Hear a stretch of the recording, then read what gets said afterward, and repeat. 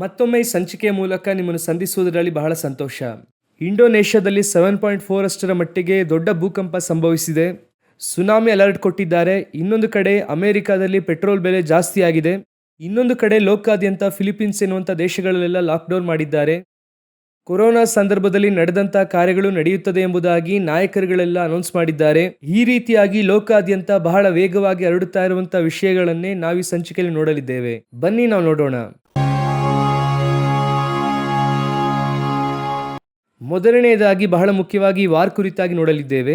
ಇದು third world war ಆಗಿ ಇರುತ್ತದಾ ಎನ್ನುವಂತಹ ಒಂದು ವಾದ ಎಲ್ಲ ಜಾಲತಾಣದಲ್ಲಿ, ಸುದ್ದಿವಾಹಿನಿಯಲ್ಲಿ, BBC-ಯಲ್ಲೆಲ್ಲ ಮಾತನಾಡುತ್ತಾ ಇದ್ದಾರೆ. ಆದರೆ ಇದರ ನಡುವೆ ಪುಟಿನ್ ಹೇಳಿದ್ದಾರೆ, ರಷ್ಯಾದ ಅಧ್ಯಕ್ಷರಾಗಿರುವಂತಹ ವ್ಲಾಡಿಮಿರ್ ಪುಟಿನ್ ಹೇಳಿದ್ದಾರೆ, ನಾವು ಈಗಾಗಲೇ 3ನೇ ಮಹಾಯುದ್ಧದಲ್ಲಿ ಇದ್ದೇವೆ ಎಂಬುದಾಗಿ ಅವರ ದೇಶದಲ್ಲಿ ಅಫಿಷಿಯಲ್ ಆಗಿ ಅನೌನ್ಸ್ ಮಾಡಿದ್ದಾರೆ.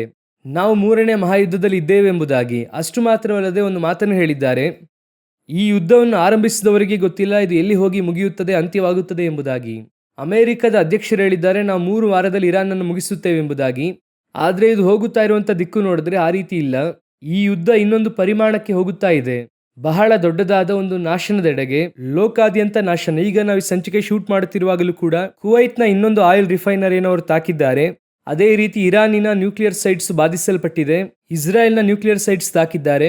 ಈ ರೀತಿ ವಾರು ಮುಂದಿನ ಎಕ್ಸ್ಟೆನ್ಷನ್ಗೆ ಹೋಗುತ್ತಾ ಇದೆ, ಬಿಟ್ರೆ ಮುಗಿಯುವ ಹಂತಕ್ಕೆ ಬಂದಿಲ್ಲ. ಇದರ ನಡುವೆ ಅಮೆರಿಕ ಹಾಗೂ ಯುರೋಪ್ನ ನಡುವೆ ಒಂದು ಬಿರುಕು ಉಂಟಾಗಿದೆ. ಇದು ಎಕ್ಸ್ಪೆಕ್ಟ್ ಮಾಡಿದ್ದೆ. ಈ ಬಿರುಕು ಯಾವ ಕಡೆಗೆ ಹೋಗುತ್ತದೆ, ಇದು ಏನಾಗುತ್ತದೆ ಎಂಬುದಾಗಿ ಮುಂದಿನ ಪಾಯಿಂಟ್ ಅಲ್ಲಿ ನಾವು ನೋಡೋಣ. ಈಗ ಯುರೋಪ್ ರಾಷ್ಟ್ರದಲ್ಲಿ ಬಹುತೇಕ ದೇಶಗಳು ತಮ್ಮ ಏರ್ ಬೇಸ್ ಅನ್ನು ಯೂಸ್ ಮಾಡಬಾರದು ಎಂಬುದಾಗಿ ಅಮೆರಿಕದವರಿಗೆ ಹೇಳಿದ್ದಾರೆ, ಇರಾನ್ಗೆ ಎದುರಾಗಿ. ಈ ನ್ಯಾಟೋ ದೇಶಗಳಿಗೆ 80 ವರ್ಷಗಳಿಂದ 1943ರ ನಂತರ ಅಮೆರಿಕನೇ ದೊಡ್ಡ ಭದ್ರತೆಯಾಗಿ ಇತ್ತು. ಅಂದರೆ ಚೀನಾನೋ ರಷ್ಯಾವೋ ಇವರನ್ನು ತಾಕದ ಹಾಗೆ ಒಂದು ದೊಡ್ಡ ಆರ್ಮಿಯ ಬಲವನ್ನು ಇವರಿಗೆ ಕೊಟ್ಟಿದ್ದರು. ಅಮೆರಿಕ ಅದಕ್ಕೆ ಬಹಳಷ್ಟು ಖರ್ಚು ಮಾಡಿದೆ.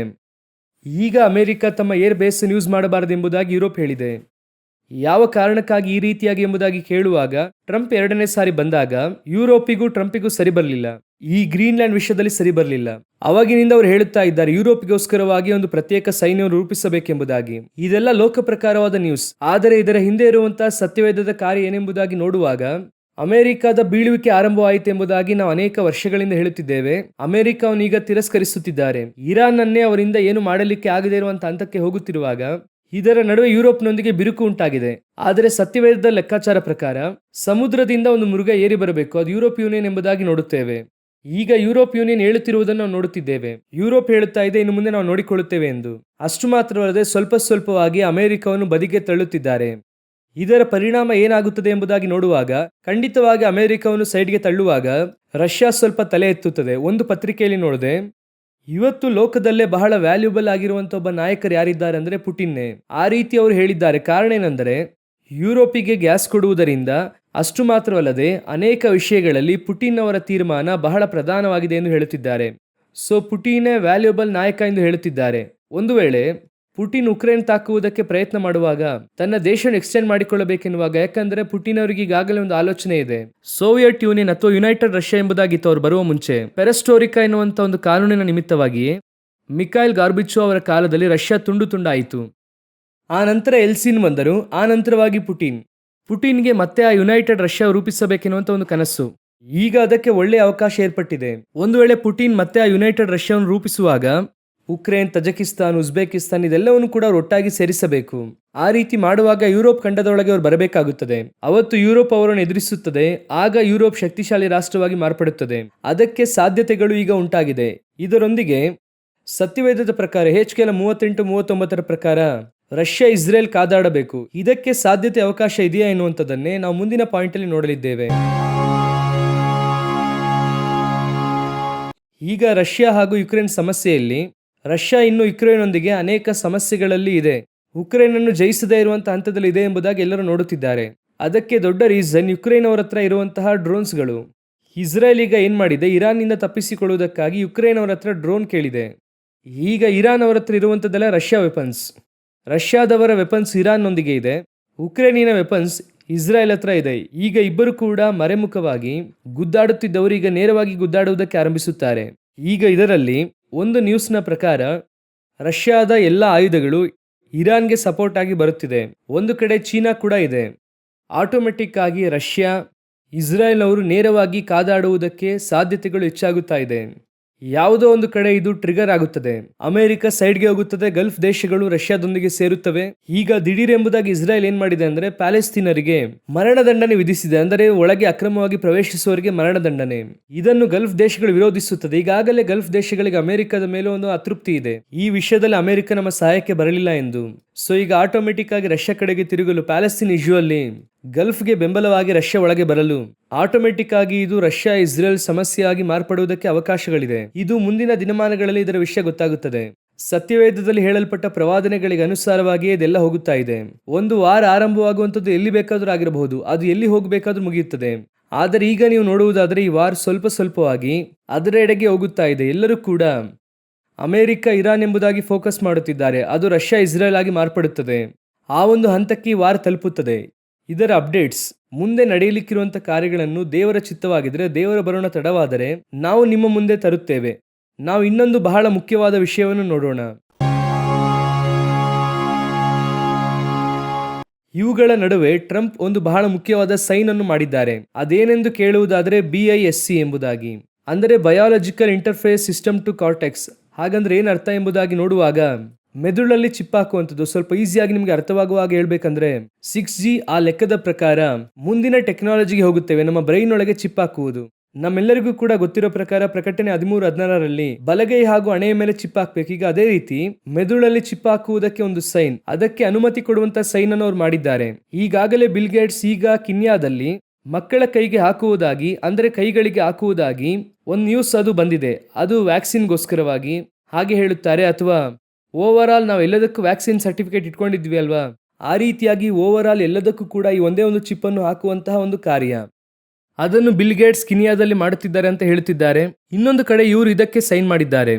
ಈಗಾಗಲೇ ಯುರೋಪ್ ಯೂನಿಯನ್ ನಲ್ಲಿ ಏನ್ ಹೇಳಿದ್ದಾರೆ ಅಂದ್ರೆ, ವ್ಯಾಕ್ಸಿನ್ ಪಾಸ್ಪೋರ್ಟ್ ಎನ್ನುವ ಹಾಗೆ ಎಲ್ಲರಿಗೂ ಕೂಡ ಈ ಡಿಜಿಟಲ್ ಐಡಿ ಇರಬೇಕೆಂಬುದಾಗಿ ಹೇಳಿದರು. ಈಗ ಅದಕ್ಕೆ ಒಂದು ಮೇಜರ್ ಸೈನ್ ಅನ್ನೇ ಟ್ರಂಪ್ ಮಾಡಿದ್ದಾರೆ. ಸೊ ಈ ವಾರ್ ಮುಗಿಯುವಾಗಲೂ ಅಥವಾ ಈ ವಾರ್ ನಡುವೆನೋ ದೊಡ್ಡ ಪ್ಯಾಂಡಮಿಕ್ ಅಥವಾ ಈ ವಾರ ದೊಡ್ಡ ನಾಶನವನ್ನು ಉಂಟು ಮಾಡುವ ಪಕ್ಷದಲ್ಲಿ ರಿಮೈನಿಂಗ್ ಆಗಿರುವಂತ ಎಲ್ಲರಿಗೂ ಕೂಡ ಇಂತಹ ಒಂದು ಐಡಿಯಾನ ಹಾಕಬೇಕು. ಎಲ್ಲರನ್ನೂ ಕೂಡ ರಿಜಿಸ್ಟರ್ ಮಾಡಬೇಕು. ಯಾರಿದ್ದಾರೆ, ಅವರ ದೇಹದಲ್ಲಿ ಯಾವ ಕ್ರಿಮಿ ಇದೆ, ನ್ಯೂಕ್ಲಿಯರ್ ತಾಕಿದೆಯಾ, ಇದೆಲ್ಲವನ್ನು ಚೆಕ್ ಮಾಡುವುದಕ್ಕೆ ಎಲ್ಲರ ಕೈಯಲ್ಲೂ ಈ ರೀತಿಯಾದ ಚಿಪ್ ಹಾಕುವಂತ ಸಂದರ್ಭ ಬರುತ್ತದೆ. ಇದರ ಕುರಿತಾದ ಅಪ್ಡೇಟ್ಸ್ ಅನ್ನು ಇನ್ನೂ ನಾವು ಹೇಳುತ್ತೇವೆ. ಆದರೆ ಎಲ್ಲ ರೆಡಿ ಆಗಿದೆ. ಪ್ರಕಟಣೆ 13, 14, 15 ಹೇಳುವ ಪ್ರಕಾರ ಮುಂದಿನ ಒಂದು ಪ್ಯಾಂಡಮಿಕ್ ಬರುತ್ತದೆ ಎಂಬುದಾಗಿ ಮಾತನಾಡಿದ್ದಾರೆ. WHO ಅದಲ್ಲೂ ಕೂಡ ಅನೌನ್ಸ್ ಮಾಡಿದ್ದಾರೆ. ಅದರ ಲೆಕ್ಕಾಚಾರದ ಪ್ರಕಾರ ಬರುವಾಗ ಬಲಗೈಗೂ ಹಣೆಗೂ ಹಾಕುವಂತ ಚಿಪ್ ರೆಡಿ ಆಗಿದೆ. ಇದರೊಂದಿಗೆ ಇನ್ನೊಂದು ಕಡೆಯದಾಗಿ ಒಂದು ವಿಷಯವನ್ನು ನೋಡಿ ನಾವು ಈ ಸಂಚಿಕೆಯನ್ನು ಮುಗಿಸೋಣ. ಯುರೋಪ್ ಯೂನಿಯನ್ ಆಸ್ಟ್ರೇಲಿಯಾದೊಂದಿಗೆ ತಡೆಯಿಲ್ಲದೆ ಇರುವಂತಹ ಒಂದು ಒಪ್ಪಂದ ಮಾಡಿದ್ದಾರೆ. ತಡೆಯಿಲ್ಲದ ವರ್ತಕ ಎಂದು ಹೇಳುತ್ತಾರೆ. ಈಗಾಗಲೇ ಈ ವರ್ಷ ಇಂಡಿಯಾದೊಂದಿಗೆ ಅವರು ಮಾಡಿದ್ದಾರೆ. ಈಗ ಮುಂದೆ ಆಸ್ಟ್ರೇಲಿಯಾದವರೊಂದಿಗೆ ಮಾಡಿದ್ದಾರೆ. ಅಂದರೆ ಎರಡು ಕಡೆ ಕೂಡ ಮಾಡಬಹುದು, ರಫ್ತು ಆಮದು ಎರಡನ್ನೂ ಮಾಡಬಹುದು. ಇದು ಒಂದು ವಿಧದಲ್ಲಿ ಹೇಗೆ ಇರುತ್ತದೆ ಎಂಬುದಾಗಿ ಕೇಳುವುದಾದರೆ, ಎರಡು ದೇಶಗಳೆನ್ನುವುದಕ್ಕಿಂತ ಎರಡು ರಾಜ್ಯಗಳಿದ್ದ ಹಾಗೆ. ಈಗ ನೀವು ನೋಡುವುದಾದ್ರೆ ಒಂದು ರಾಜ್ಯದಿಂದ ಇನ್ನೊಂದು ರಾಜ್ಯಕ್ಕೆ ಲಾರಿಯಲ್ಲಿ ಟ್ರಾವೆಲ್ ಮಾಡ್ತಾರೆ, ಒಂದು ರಾಜ್ಯದಿಂದ ಇನ್ನೊಂದು ರಾಜ್ಯಕ್ಕೆ ಕ್ಯಾಶುಯಲ್ ಆಗಿ ಟ್ರಾವೆಲ್ ಮಾಡ್ತೀರಾ. ನಡುವೆ ಯಾವ ಟ್ಯಾಕ್ಸ್ ಇರೋದಿಲ್ಲ ಅಲ್ವಾ. ಈಗ ಇಂಡಿಯಾದಲ್ಲಿ ನೀವು ನೋಡುವುದಾದರೆ ಕರ್ನಾಟಕದಿಂದ ಕಾಶ್ಮೀರವರೆಗೂ ಎಲ್ಲಾ ರಾಜ್ಯಗಳನ್ನು ಕೂಡ ನೀವು ದಾಟಿ ಹೋಗುತ್ತಾ ಇರಬಹುದು. ಆದರೆ ಯಾವ ರಾಜ್ಯದಲ್ಲೂ ಕೂಡ ನಿಲ್ಲಿಸಿ ಟ್ಯಾಕ್ಸ್ ಕೊಡಬೇಕೆಂಬುದಾಗಿ ಕೇಳುವುದಿಲ್ಲ. ರೋಡ್ ಟ್ಯಾಕ್ಸ್ ಬೇರೆ, ಟೋಲ್ ಬೇರೆ. ನಾರ್ಮಲ್ ಆಗಿ ಒಂದೊಂದು ರಾಜ್ಯಕ್ಕೆಂಬುದಾಗಿ ಪ್ರತ್ಯೇಕ ಟ್ಯಾಕ್ಸ್ ಇಲ್ಲ, ಅದೆಲ್ಲ ಸೇರಿನೇ ನಾವೊಂದು ದೇಶ. ಅದೇ ರೀತಿ ಯುರೋಪ್ ಯೂನಿಯನ್ ಅಲ್ಲೂ ಇದೆ. 28 ದೇಶಗಳಲ್ಲಿ ಎಲ್ಲಿ ಬೇಕಾದರೂ ಟ್ರಾವೆಲ್ ಮಾಡಬಹುದು. ಆ ರೀತಿ ಒಂದು ಒಪ್ಪಂದವನ್ನು ಇಂಡಿಯಾದವರೊಂದಿಗೂ ಮಾಡಿದ್ದಾರೆ, ಆಸ್ಟ್ರೇಲಿಯಾದವರೊಂದಿಗೂ ಮಾಡಿದ್ದಾರೆ. ಈಗ ಯುರೋಪ್ ಯೂನಿಯನ್ ಎಕ್ಸ್ಟೆಂಡ್ ಆಗುತ್ತಲೇ ಇದೆ. ಈಗಾಗಲೇ ಅನೇಕ ದೇಶದವರ ಮೇಲೆ ಅವರು ಹಾಕುತ್ತಾ ಬಂದ್ರು. ಈಗ ಅವರು ನೋಡುವುದಾದರೆ ಯುಕ್ರೇನ್ ಅನ್ನು ಒಳಗೆ ಸೇರಿಸಿಕೊಳ್ಳುವುದಕ್ಕೆ ಎಲ್ಲ ಕಾರ್ಯವನ್ನು ಮಾಡುತ್ತಿದ್ದಾರೆ. ಸ್ವಿಟ್ಜರ್ಲೆಂಡ್ ಅನ್ನು ಒಳಗೆ ಸೇರಿಸಿಕೊಳ್ಳುವುದಕ್ಕೆ ಮಾಡುತ್ತಿದ್ದಾರೆ. ಈಗ ಆಸ್ಟ್ರೇಲಿಯಾದವರನ್ನು ಒಳಗೆ ಸೇರಿಸಿಕೊಂಡಿದ್ದಾರೆ. ಒಂದು ಲೋಕ ರಾಜಕಾರಣವನ್ನು ಅವರು ರೂಪಿಸುತ್ತಿದ್ದಾರೆ. ಈ ಕಾರ್ಯ ನಡೆದು ಮುಗಿದ ಮೇಲೆ, ಯುದ್ಧ ಮುಗಿದ ಮೇಲೆ ಲೋಕಾದ್ಯಂತ ಒಂದು ಶಕ್ತಿಶಾಲಿ ರಾಷ್ಟ್ರ ಹೇಳಬೇಕು. ಈಗಾಗಲೇ ಅನೇಕ ಸರಿ ಇದರ ಕುರಿತು ಹೇಳಿದ್ದೇವೆ. ಆ ಶಕ್ತಿಶಾಲಿ ರಾಷ್ಟ್ರ ನೋಡುವುದಾದ್ರೆ ಒಂದು ಕಡೆ ಆರ್ಥಿಕವಾಗಿ ಈ ತಡೆಯಿಲ್ಲದ ವರ್ತಕವನ್ನು ಹಾಕುತ್ತಾ ಇದ್ದಾರೆ. ದಾನಿಯೇಲ 9:27ರಲ್ಲಿ ಅವರು ಲೋಕಾದ್ಯಂತ ಒಂದು ಒಡಂಬಡಿಕೆಯನ್ನು ಮಾಡಿಕೊಳ್ಳುತ್ತಾರೆ ಎಂಬುದಾಗಿ ಇದೆ. ಆ ಒಡಂಬಡಿಕೆ ಈಗ ಮಾಡಲಾಗುತ್ತಿದೆ. ಇದರೊಂದಿಗೆ ಅವರು ಸೈನ್ಯವನ್ನು ರೆಡಿ ಮಾಡುತ್ತಾ ಇದ್ದಾರೆ. 42 ತಿಂಗಳು ಯುದ್ಧ ಮಾಡುತ್ತಾರೆ ಎಂಬುದಾಗಿ ಇದೆ. ಅದಕ್ಕಾಗಿಯೂ ಕೂಡ ಅವರು ಸಿದ್ಧರಾಗುತ್ತಿದ್ದಾರೆ. ಸೊ ನಮ್ಮ ಕಣ್ಗಳ ಮುಂಭಾಗದಲ್ಲಿ ಕಡೆಯ ಸಾಮ್ರಾಜ್ಯ ಎದ್ದು ಆಳ್ವಿಕೆಗೆ ಬರುವಂತ ಕೆಲಸ ನಡೆಯುತ್ತಾ ಇದೆ. ಅವರನ್ನು ಆಳ್ವಿಕೆಗೆ ತಂದು ಕೂರಿಸುವಂತ ಯುದ್ಧ ಒಂದು ಕಡೆ ನಡೆಯುತ್ತಾ ಇದೆ. ಇದಕ್ಕೆ ಸಹಾಯ ಮಾಡುವಂತ ಬೇರೆ ಕಾರ್ಯಗಳು ಸುತ್ತ ನಡೆಯುತ್ತಾ ಇದೆ. ಇದೆಲ್ಲ ನಡೆಯುತ್ತಿರುವಾಗ ಇದೆಲ್ಲ ನಡೆದು ಅವರು ಆಳ್ವಿಕೆಯಲ್ಲಿ ಬಂದು ಕೂರುವುದಕ್ಕೆ ಒಂದು ಕ್ಷಣದ ಮುಂಚೆಯೇ ಸಭೆಯನ್ನು ವಿಮೋಚಿಸುವುದಕ್ಕೆ ಬರುತ್ತೇನೆ ಎಂಬುದಾಗಿ ದೇವರು ವಾಗ್ದಾನ ಮಾಡಿದ್ದಾರೆ. ಈಗ ಯೋಚನೆ ಮಾಡಿ ನೋಡಿ, ಅವರಿಗಿಂತ ನಮಗೆ ಟೈಮ್ ಕಡಿಮೆ ಇದೆ. ಅವರೇ ಎಷ್ಟು ವೇಗವಾಗಿ ಕೆಲಸ ಮಾಡುತ್ತಿರುವಾಗ ಸಭೆ ಎಷ್ಟು ವೇಗವಾಗಿ ಕೆಲಸ ಮಾಡಬೇಕು. ಈಗ ಇರುವಂತಹ ಸಮಯ, ಈ ಗುರುತು ಎಲ್ಲ ನಿಮಗೆ ಹೇಳಲ್ಪಡುತ್ತಿರುವುದು ಸಭೆ ಸಿದ್ಧವಾಗುವಷ್ಟು ಬೇಕಾದ ಸಮಯ ಮಾತ್ರ ಇದೆ.